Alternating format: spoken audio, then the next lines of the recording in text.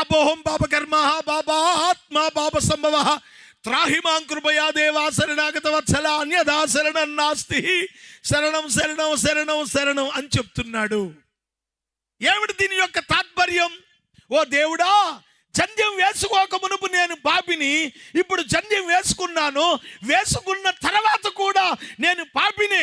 ఈ యజ్ఞోపవేతం నన్ను ద్విజునిగా మార్చలేకపోయింది.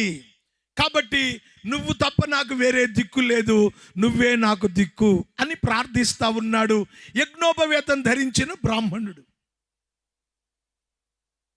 మరి యజ్ఞోపవేతం దేనికి? మరి వేసుకుంటే ద్విజుడు అవుతాడని శాస్త్రం చెప్తే ఈ యజ్ఞోపవేతం వేసుకున్న వ్యక్తి ఈ మాటలు చెప్పవలసిన అవసరం లేదు కదా. కనుక యజ్ఞోపవేతం మనిషిని పవిత్రుణ్ణి లేక ద్విజుణ్ణి చేయలేకపోయింది.